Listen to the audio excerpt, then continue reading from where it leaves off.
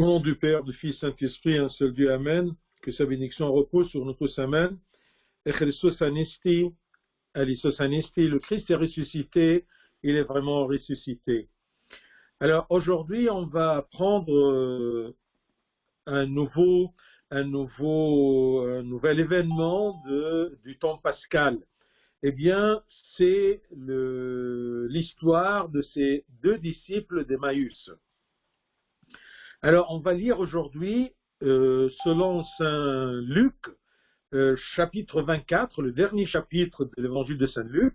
On va prendre du verset 13 au verset 35, où c'est écrit cette rencontre entre les deux disciples d'Emmaüs et notre Seigneur Jésus. Alors, c'est écrit: et voici ce même jour, deux disciples allaient à un village nommé Emmaüs, éloigné de Jérusalem de 60 stades. Et ils s'entretenaient de tout ce qui s'était passé. Pendant qu'ils parlaient et discutaient, Jésus s'approcha et fit route avec eux. Mais leurs yeux étaient empêchés de le reconnaître. Il leur dit: de quoi vous entretenez-vous en marchant, pour que vous soyez tout tristes? L'un d'eux, nommé Cléopas, lui répondit: es-tu le seul qui, séjournant à Jérusalem, ne sache pas ce qui est arrivé ces jours-ci? Quoi? Leur dit-il.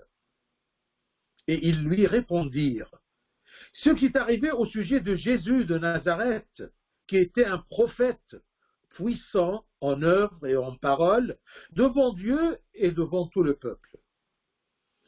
Et comme les principaux sacrificateurs et nos magistrats l'ont livré pour le faire condamner à mort et l'ont crucifié. Nous espérions que ce serait lui qui délivrerait Israël, mais avec tout cela, voici le troisième jour que ces choses se sont passées. Il est vrai que quelques femmes d'entre nous ont fort étonnés, s'étant rendues de grand matin au sépulcre, et n'ayant pas trouvé son corps, elles sont venues dire que des anges leur sont apparus et ont annoncé qu'il est vivant. Quelques-uns de ceux qui étaient avec nous sont allés au sépulcre, et ils ont trouvé les choses comme les femmes l'avaient dit. Mais lui, ils ne l'ont point vu. Alors Jésus leur dit: ô hommes sans intelligence, et dont le cœur est lent à croire tout ce qu'ont dit les prophètes. Ne faut-il pas que le Christ souffrit ces choses et qu'il entra dans sa gloire? Et commençant par Moïse et par tous les prophètes, il leur expliqua dans toutes les Écritures ce qui le concernait. Lorsqu'ils furent près du village où ils allaient, il parut vouloir aller plus loin. Mais ils le pressèrent en disant: reste avec nous, car le soir approche, le jour est sur son déclin. Et il entra pour rester avec eux. Pendant qu'il était à table avec eux, il prit le pain, et après avoir rendu grâce, il le rompit et le leur donna. Alors, leurs yeux s'ouvrirent, et ils le reconnurent. Il disparut de devant eux. Et ils se dirent l'un à l'autre: notre cœur ne brûlait-il pas au-dedans de nous lorsqu'il nous parlait en chemin et nous expliquait les Écritures? Se levant à l'heure même, ils retournèrent à Jérusalem, ils trouvèrent les 11 et ceux qui étaient avec eux assemblés, et disant: le Seigneur est réellement ressuscité, il est apparu à Simon. Et ils racontèrent ce que leur était arrivé en chemin, et comme ils l'avaient reconnu au moment où il rompit le pain. Gloire à toi, Seigneur, maintenant et toujours dans les siècles des siècles. Amen. Alors, avant de commencer avec les deux disciples d'Emmaüs, je voudrais noter quelque chose, c'est que ça paraît difficile de classer les événements chronologiquement. Pourquoi ceci? Parce que tout simplement, chaque évangile a cité quelques événements et pas tous les événements.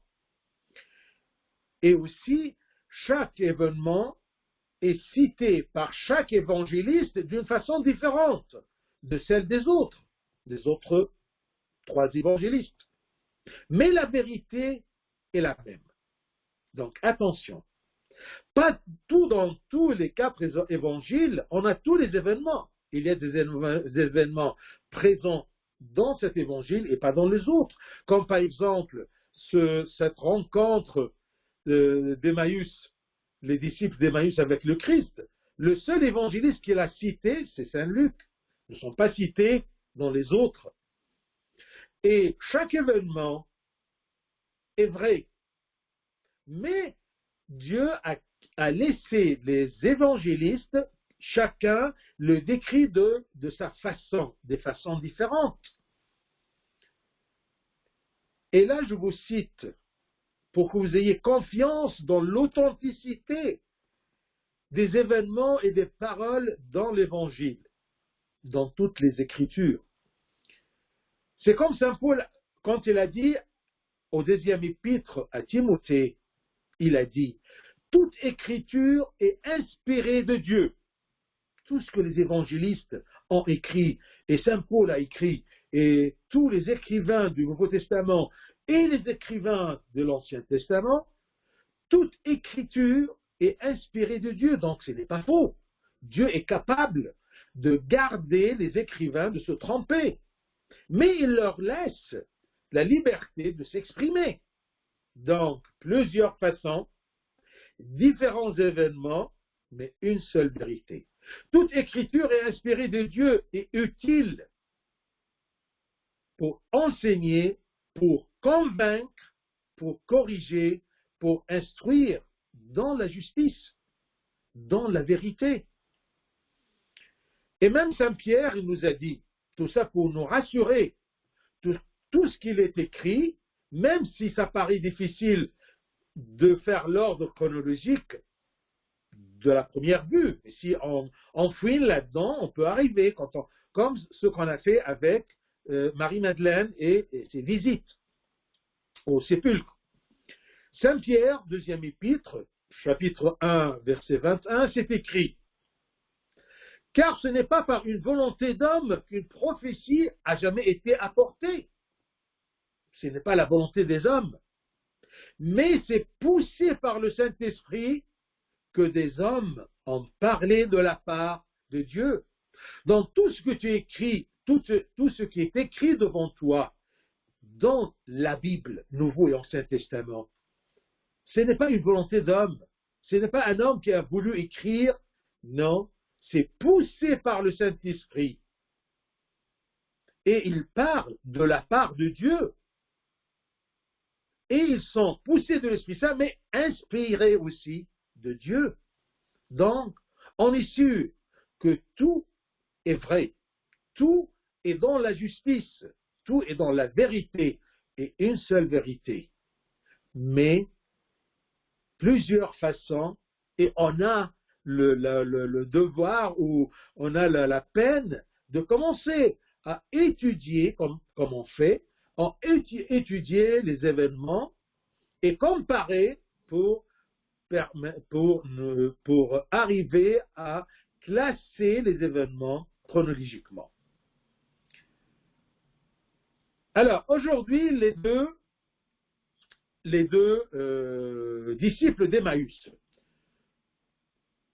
ce sont Cléopas, dont le nom est cité dans le récit, et les pères, la tradition des pères, ils ont dit que c'est Luc, l'évangéliste, l'accompagnant de Cléopas. Parce que tout simplement, bien sûr, celui qui écrit quelque chose où il y participait, il n'a pas cité son nom, et il savait très bien que c'était l'autre Cléopas. Et d'après le récit aussi, on peut détecter facilement que les deux étaient parmi, non pas des 12 apôtres, mais des 70 disciples. Et ça se voit quand ils sont retournés à Jérusalem, eh bien, ils ont rentré dans l'endroit où les apôtres, les 11 et les autres, étaient enfermés et les portes étaient closes. Donc ces deux disciples étaient Cléopas et Luc l'évangéliste qui a cité cet événement-là. Ils sont d'un village qui est assez loin de Jérusalem, qui est nommé Emmaüs. Ce village-là est éloigné de Jérusalem, comme c'est écrit, 60 stades. Un stade, cette mesure-là ancienne, eh bien, c'est une mesure grecque qui veut dire à peu près 185 mètres. Donc, si on calcule, les 60 stades, ça peut être entre 11 ou 12 kilomètres. 11 ou 12 kilomètres à pied, ça veut dire 2-3 heures de marche. Donc, ce n'est pas trop près. Et Cléopas et Saint-Luc, eh bien, comme disciples, comme compagnons du Seigneur, après la mort de Christ, ils avaient peur. Ils étaient tristes, oui, mais ils avaient peur aussi. C'est pour cela qu'il y a ceux qui étaient à Jérusalem se sont enfermés sur eux-mêmes dans ce lieu-là avec les portes closes. Et celui qui a pu s'échapper de Jérusalem comme Cléopas et Luc, eh bien, ils se sont allés dans leur village, loin du mal des Juifs. Cet événement-là, si on veut le placer dans le temps de la résurrection, c'était quand? Eh bien, c'est écrit ici, et voici ce même jour. Le même jour, mais le même jour dans la matinée, après que comment dire, la nouvelle du sépulcre vide, de la résurrection du Christ et les paroles des femmes ont été répandues à Jérusalem. C'est pour cela que aussi ils avaient beaucoup plus peur, parce qu'ils ont dit sûrement, puisque le corps est disparu, le sépulcre est vide, il y aura des problèmes avec les grands sacrificateurs, ils seront peut-être inculpés, les accompagnants de Christ inculpés de ce vol. C'était vraiment une confusion. Donc, c'est le matin, dans la matinée du dimanche de la résurrection. Et Cléopas et Saint-Luc, ça se voit qu'ils avaient le cœur préoccupé. Ce n'est pas quelque chose de simple ou de facile que le sépulcre est vide. Donc, ils avaient le cœur préoccupé par ces événements et ils étaient aussi très tristes. Éteignez le micro, s'il vous plaît, celui qui vient de rentrer. Ils étaient tristes parce que c'est écrit, verset 17, que le Christ leur dit, « De quoi vous entretenez-vous en marchant? Pour que vous soyez tout tristes. » Ils étaient tristes, mais ils discutaient. Et bien sûr, c'était une façon de couper un peu le temps, 2 heures de marche, 2 heures, 3 heures de marche. Alors, en marchant, ils discutaient, mais ils étaient tristes.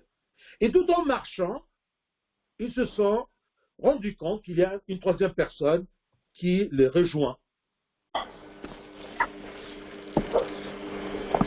Et sur le...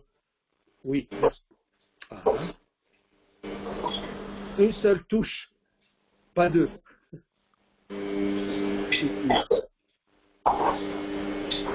Pas grave, je vais essayer de le faire de chez moi.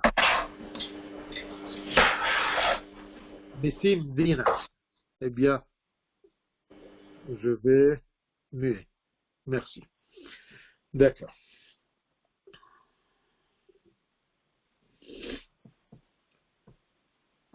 Je vais prendre quelques points qui nous intéressent dans cet événement-là. Premier point, c'est que c'est écrit, verset 16, « Mais leurs yeux étaient empêchés de le reconnaître. » Attention, ce sont parmi les 70 disciples. Comment ils voient le Christ, le Seigneur, et ils ne le reconnaissent pas? C'est comme exactement Marie-Madeleine. Elle a vu 2 fois le Christ, une fois avec l'autre Marie, qu'on propose que c'est la Sainte Vierge Marie, et ils ont vu le Christ. Ils ont allé pour toucher ses pieds, elles se sont prosternées devant lui. Et la deuxième fois, elles doutaient, parce que tout simplement, quand elles sont allées pour dire ceci aux apôtres, ils n'ont pas cru. Et la deuxième fois, quand elle était avec d'autres femmes, Joanne et encore une fois, si vous vous rappelez, Marie, l'épouse de Jacob, eh bien, ils ont dit, les apôtres, ce sont des rêveries. Malgré que le Christ a donné des nuances, il les a enseignés qu'il devrait mourir et ressusciter le 3e jour. Mais ce qui a empêché de le reconnaître, c'est le manque de la foi, l'incroyance. Quand on ne croit pas, eh bien c'est trop difficile de comprendre et de reconnaître. Regardez les disciples, Cléopas et Saint-Luc, qui ont vécu avec le Christ, ils ont vu le Christ, ils ont vécu une grande partie de son enseignement, ils ont vu sûrement quelques miracles, puisqu'ils étaient choisis comme disciples. Regardez comment ils parlent quand ils parlent à propos de ces événements qui ont passé à Jérusalem. Ils disent, Jésus de Nazareth, regardez verset 19. Quoi, leur dit-il? Ils lui répondirent, ce qui est arrivé au sujet de Jésus de Nazareth. Ils n'ont pas dit Jésus-Christ. Ils n'ont pas dit le Messie. Jésus de Nazareth, qui était quoi? Le Fils de Dieu? Non. Qui était un prophète puissant en œuvre et en parole devant Dieu et devant tout le peuple. Il n'est plus que un prophète. Ce Messie qui a fait ressusciter un mort, Lazare, manque de foi, un cœur endurci. Ils ont utilisé la sagesse humaine. Comment quelqu'un qui est crucifié, et il y a 3 jours que c'est passé, il sera ressuscité. Même ils ont dit que les femmes, ils ont dit que le sépulcre est vide, et des anges qui sont apparus, il leur a dit que il est vivant. Ils n'ont pas cité le mot ressuscité. Il est vivant. Vous savez qu'il y a les musulmans, ils disent qu'il n'est pas mort. On a cru qu'il est mort, mais il est vivant. Mais il est vivant. Donc, ils parlent d'une façon qui montre leur incroyance. Et ils disent, ils l'ont crucifié, les magistrats et les chefs, les grands sacrificateurs. Ils ne croient pas à sa résurrection. Tant qu'ils ne croient pas à la résurrection, leurs yeux étaient empêchés de le reconnaître. L'incroyance. Plus, ils ont dit quoi? Ils ont dit, nous espérions que ce serait lui qui délivrerait Israël. Un espoir tombé à l'eau. Un souhait qui est disparu. Il est mort.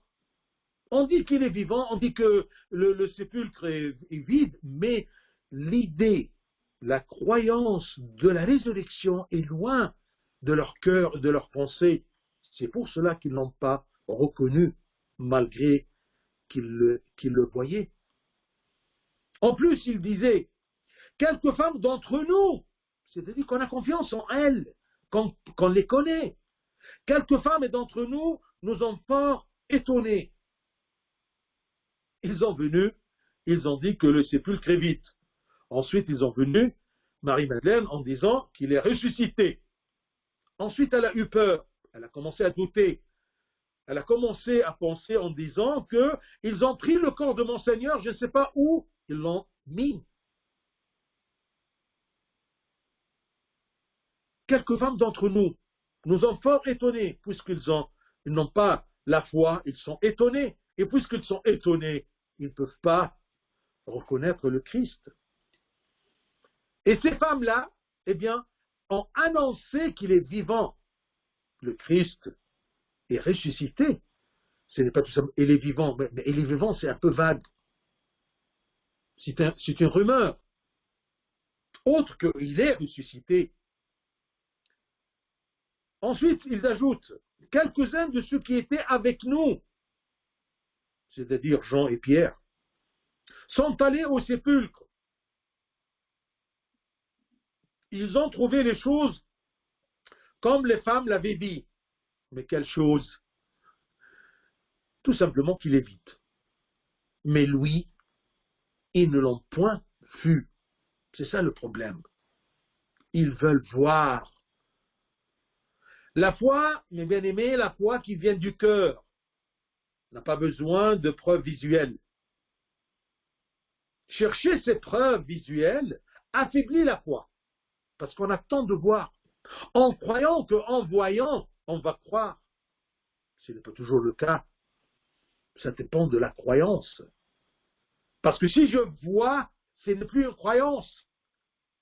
C'est une sûreté. Mais croire, comme Jésus nous a dit, bienheureux ceux qui ont cru et n'ont pas vu. Voir. Ils attendent de voir. Même quand le Christ est apparu, pour qu'ils le voient, ils ne l'ont pas reconnu. C'est parce que le cœur n'est pas prêt à voir. Parce qu'il n'a pas de croyance, il n'a pas de foi. Donc, la foi qui vient du cœur n'a pas besoin de preuves visuelles. Au contraire, chercher ces preuves, attendre d'avoir ces preuves, affaiblit la foi. Mais il devrait chercher dans les Écritures pour comprendre ce qui se passe. C'est pour cela que le verset 25, vous voyez que le Christ leur a dit « Ô homme sans intelligence et dont le cœur est lent à croire. » Donc, ils n'ont pas l'intelligence et ils ont un cœur. Il n'a pas parlé à propos des yeux. Ils ont un cœur qui est lent à croire tout ce qu'ont dit les prophètes. Donc, ce qui a empêché qu'ils reconnaissent le Christ, ayant toujours les yeux ouverts, eh bien, parce que leur cœur était lent à croire ce que les prophètes, ils ont dit. Là, je vous rappelle une parabole très importante qui nous montre l'importance des prophéties de tout l'Ancien Testament. Ne croyez pas que l'Ancien Testament, c'est quelque chose d'ancien et on n'en a pas besoin. Ou ça ne sert à rien. Non, attention. Vous devriez toujours lire l'Ancien Testament en cherchant le Christ là-dedans. Qu'est-ce qu'il y a dans l'Ancien Testament qui concerne le Christ? Bien sûr, ce sont des symboles, des prophéties de ce qu'il va ou ce qu'il va exister.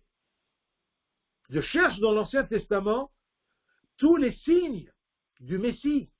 Comment il sera? Et c'est ça ce que le Christ a fait avec eux tout au long de ces 2-3 heures de marche. Alors la parabole, c'était la parabole, si vous vous rappelez bien, la parabole de l'homme riche et de Lazare le miséreux. C'est Luc 16, de 27 à 31. Prenez Luc 16.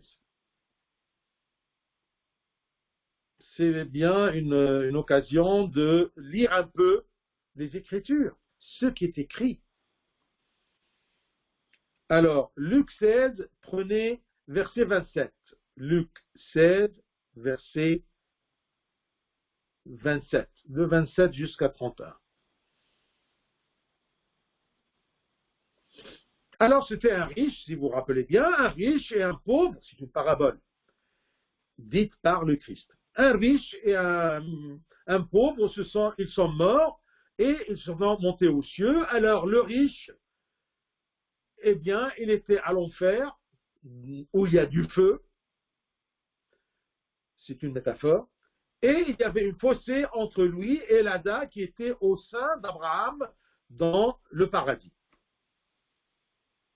Même le riche, il était dans une douleur. Il a demandé d'Abraham de demander à Lazare de mouiller son doigt et venir pour mouiller ses lèvres. Une métaphore à propos de ce qui est feu, mais bien sûr, là-haut, il n'y a pas du feu matériel de cette façon. Alors, c'est écrit verset 27, le riche dit, je te prie donc, Père Abraham, d'envoyer Lazare dans la maison de mon père, car j'ai 5 frères. C'est pour qu'il leur atteste ces choses, qu'il témoigne ces choses, qu'il leur explique ces choses, afin qu'ils ne viennent pas aussi dans ce lieu de tourment. Abraham répondit,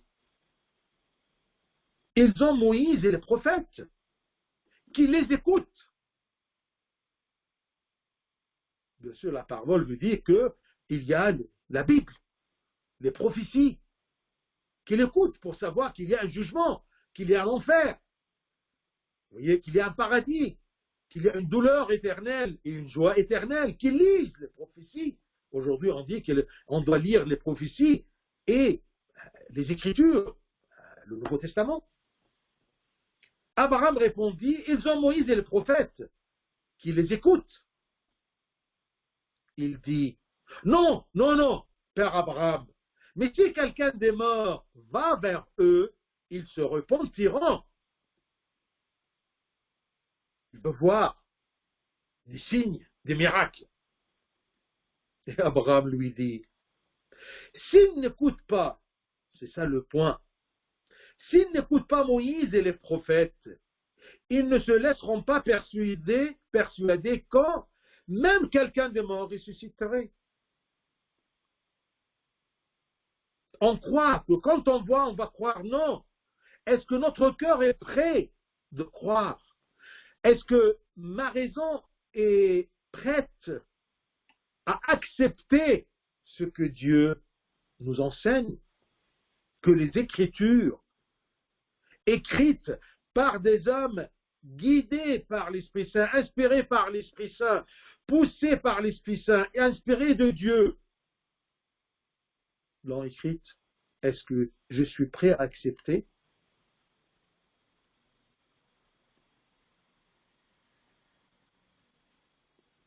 Donc, c'est ça la cause.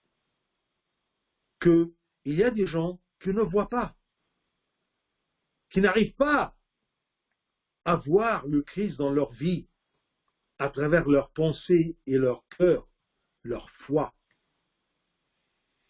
par ignorance et par manque de foi. Et la foi, c'est un don de Dieu. Mais nous, on l'accepte. On accepte ce don. Tu ne peux pas comprendre tout seul. C'est Dieu qui nous aide. Pas à travers des visions, mais à travers ce que l'Église fait aussi. Ce qu'on fait aujourd'hui, c'est quelque chose qui nous aide à comprendre, à voir le Christ, à fortifier notre foi pour pouvoir suivre et se repentir et avoir le vrai but de notre vie sur terre. Un autre point. Comment leurs yeux se sont ouverts? Par l'enseignement et par la communion. Regardez, versets 30 et 31, c'est écrit, pendant qu'il était à table avec eux, il prit le pain, et après avoir rendu grâce, il le rompit et le leur donna. Ils ont l'habitude de ce rituel, même durant, si vous vous rappelez, durant la multiplication des pains. Et durant Jeudi Saint. Alors leurs yeux s'ouvrirent, ils le reconnurent, mais il disparut de devant eux. Après avoir rendu grâce, il le rompit et le leur donna. Alors leurs yeux s'ouvrirent, et ils le reconnurent, mais il disparut de devant eux. Je veux considérer ça, c'est la communion. Mais avant de leur donner la communion, avant de communier, on doit comprendre, on doit être enseigné. Le Christ lui-même, avant de faire ceci, il leur a enseigné les Écritures et les prophètes. C'est écrit verset 27. Et commençant par Moïse et par tous les prophètes, il leur expliqua dans toutes les Écritures ce qui le concernait. Donc c'est ça le plan, de lire la parole de Dieu, de voir ce qui concerne notre Sauveur, le Fils de Dieu, le Rédempteur. C'est comme ça qu'on doit lire. Ce n'est pas lire, pour connaître un point, c'est tout. Non, on doit connaître et ensuite comprendre. On doit connaître, comprendre, pour avoir la foi. Mais ne faites pas comme Jérémie l'a dit, quand une prophétie disant que mon peuple a péri à cause de son ignorance. Ils ne savent rien. Mais comment le Christ, il a expliqué durant ces heures-là toutes les Écritures, ce qui le concernait? C'est écrit, commençons par Moïse et par tous les prophètes. Moïse, c'est-à-dire la Torah, c'est-à-dire les premiers 5 livres. Genèse, Exode, Lévitique, ainsi de suite. Comment il expliquait? Je vous donne un exemple. Sûrement, il a commencé, par exemple, par Ève et le discours entre Ève et Dieu. Il a commencé par la promesse adressée à Ève quand Dieu lui a dit que sa postérité écrasera la tête de la vipère. La postérité de Ève, c'est quoi? C'est Jésus, le Fils de Dieu et Fils d'homme. C'est sa postérité selon la chair. Il va écraser, il écrasera la tête de Satan. Puis, sûrement, il a parlé aussi à propos d'Abraham. Et quand il a présenté son fils unique, et bien-aimé, fils unique, et bien-aimé comme sacrifice, comme Dieu le Père a présenté son fils unique, Jésus-Christ, comme sacrifice. Et par exemple, tout ça, je vous donne des exemples, comment chercher le Christ et la rédemption et le salut dans les prophéties. On dit que Isaac, eh bien, c'était un symbole de Jésus, qui s'est rendu, il a accepté de se sacrifier selon la volonté de son Père. Il était le fils unique. Même le retour d'Isaac, sain et sauf, de cette scène, c'est comme la résurrection du Christ. Il est crucifié, mais il est retourné vivant. Regardez par exemple, même, sûrement il leur a expliqué le bélier qui était retenu par ses cornes à l'arbre. Ce bélier qui a été immolé et sacrifié pour la vie d'Isaac. Un innocent qui meurt à la place d'un autre, comme rédemption. Tout ça, c'était des symboles, vous voyez, et des signes.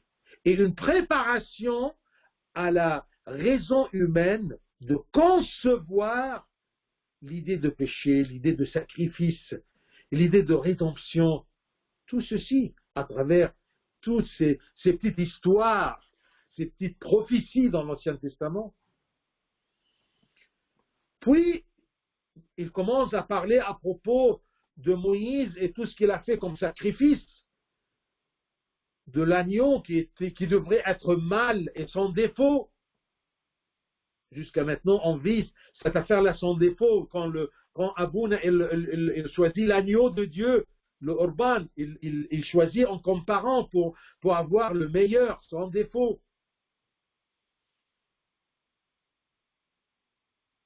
Sûrement, il leur a parlé à propos de l'agneau de Pâques dans l'Ancien Testament, dont le sang est répandu sur les deux poteaux et le linteau de la porte de la maison où on devrait manger l'agneau de Pâques.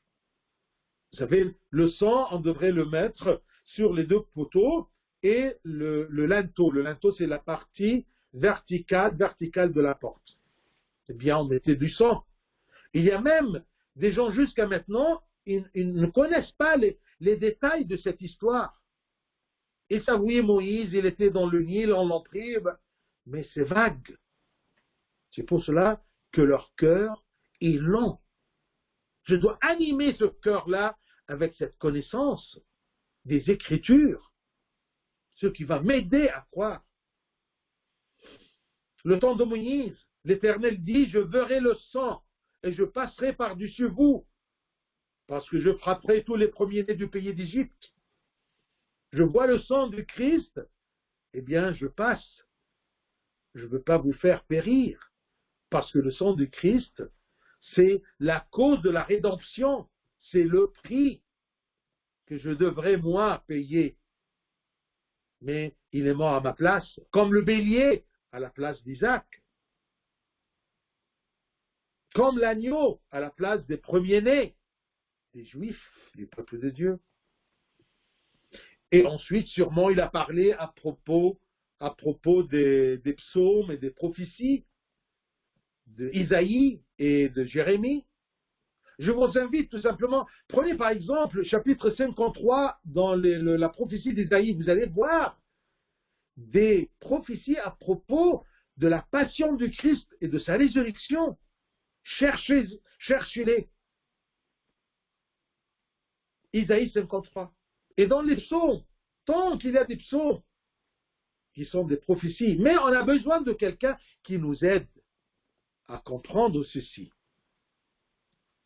C'est ça qu'on en fait des études bibliques. Où sont les gens? Est-ce qu'ils sont intéressés d'écouter les prophéties, d'écouter les Écritures? Même Saint Pierre a témoigné l'importance des Écritures et des prophètes. Saint Pierre, dans son épître, deuxième épître de Saint Pierre, premier chapitre, du verset 18 à 21. Prenez. Deuxième épître de Saint Pierre, à la fin du Nouveau Testament à peu près. 2 Pierre, chapitre 1, prenez verset 18 à 21. 2 Pierre 1, 18. Et nous avons entendu cette voix venant du ciel lorsque nous étions avec lui sur la sainte montagne. Et nous tenons pour d'autant plus certaine la parole prophétique, à laquelle vous faites bien de prêter attention. Il nous dit, prêtez attention à la parole prophétique. Elle est certaine. Et nous tenons pour d'autant plus certaine la parole prophétique, à laquelle vous faites bien de prêter attention, comme à une lampe qui brille dans un lieu obscur. Le monde autour de nous, c'est un lieu obscur où il y a beaucoup de doutes, beaucoup d'obscurité, beaucoup des yeux qui ne voient pas, des yeux spirituels. Comme à une lampe qui brille dans un lieu obscur, jusqu'à ce que le jour vienne à paraître et que l'étoile du matin se lève dans vos cœurs, non pas dans vos yeux. Ce n'est pas vos yeux charnels qui vont retrouver la vue. Non, c'est le cœur où la parole prophétique est comme une lampe qui brille dans un lieu obscur. Quand on est dans un lieu obscur, il y a une lampe qui brille. Sûrement, on va prêter attention à cette lampe. Eh bien, si nous sommes dans l'obscurité de l'ignorance et de la faiblesse, l'obscurité de la faiblesse de foi, eh bien, prêtez attention à la parole prophétique qui est certaine, jusqu'à ce que le jour vienne à apparaître et que l'étoile du matin se lève dans vos cœurs. Sachant tout d'abord, vous-même, qu'aucune prophétie de l'Écriture ne peut être un objet d'interprétation particulière. C'est-à-dire, les hommes qui ont écrit ces prophéties, ce n'est pas quelque chose qui vient d'eux, ce n'est pas particulier. Ils sont poussés de l'Esprit Saint, inspirés de Dieu.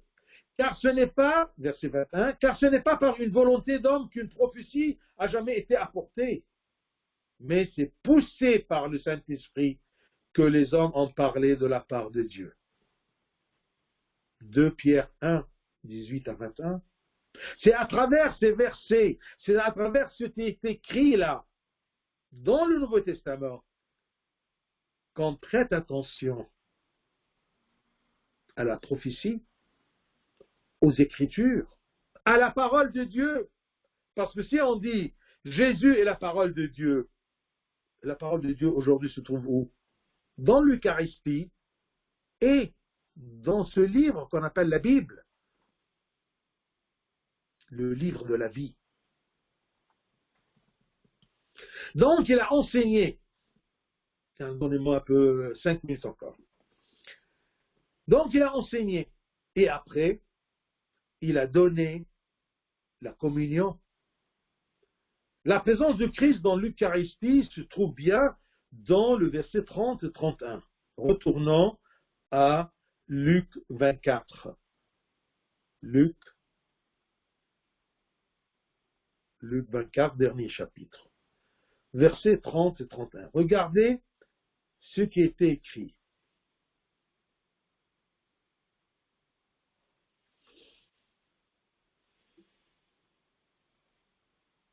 Pendant qu'il était à table avec eux, il prit le pain et après avoir rendu grâce, il le rompit et leur donna. Alors leurs yeux s'ouvrirent, ils le reconnurent, mais il disparut de devant eux. Donc durant cette scène-là, on ne le voit pas avec nos yeux aujourd'hui dans l'Église. Regardez, je cherche toujours dans ce qui est écrit le Christ et ce que je vis aujourd'hui. Donc le Christ est présent dans l'Eucharistie au moment de la fraction, quand il a rompu.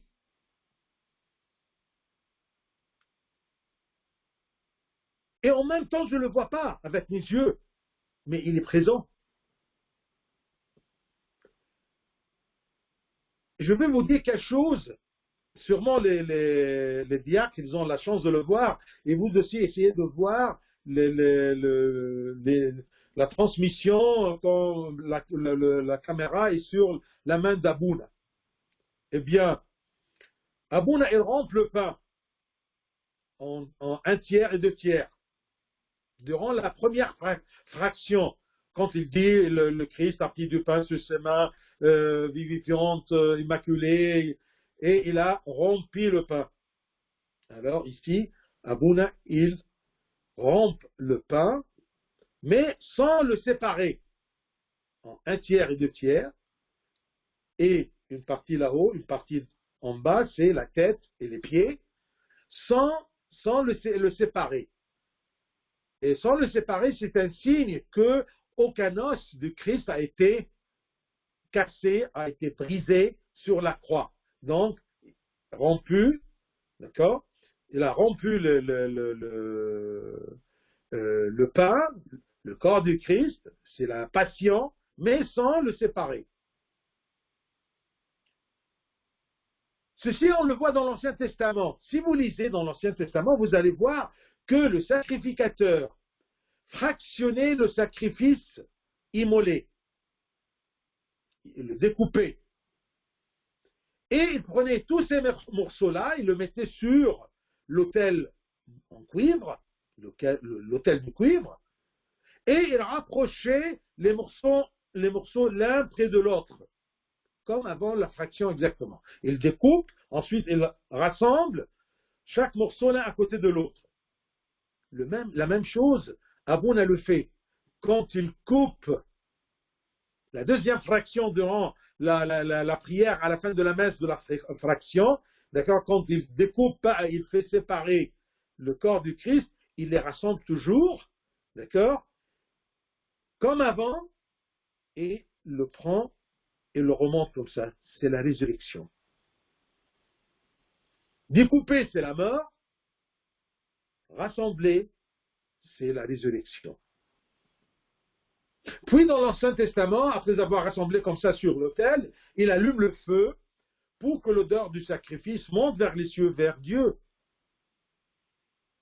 À Barnabas, dans le Nouveau Testament, dans la première fraction, il rampe le pain, d'accord, et il le ramasse aussi, après qu'il l'éloigne comme ça, il le rassemble, et il invoque l'Esprit Saint, le feu de l'Esprit Saint, pour changer le corps en vrai, pour changer le pain en vrai corps du Christ. Il y a toujours d'origine des choses dans l'Ancien Testament. Pourquoi a eu lieu ces choses-là? Ces choses-là ont eu lieu dans l'Ancien Testament pour donner des signes et des symboles et des prophéties pour ce qui va se passer après la venue du Christ et ce qu'on vit aujourd'hui. Les disciples avaient l'habitude de ce rituel, de rendre grâce, de rendre et de donner. Et comme ça, c'est la façon qu'ils ont pu avoir, se rappeler, avoir cette vision spirituelle pour connaître le Seigneur. Toujours, si notre volonté est contre ou n'est pas la même volonté de Dieu, on est aveuglé. C'est comme ces deux disciples-là. Ils ont compris, ils ont voulu que le salut soit d'après leur pensée, un salut très matériel. D'accord? Ils espéraient qu'il va libérer Israël. Libérer de quoi? Des Romains et de l'occupant et des impôts. Ils voyaient en lui le nouveau roi David, avec une nation israélite, avec un pouvoir. Ils n'ont pas pensé que ça c'est quelque chose de les libérer de leurs péchés.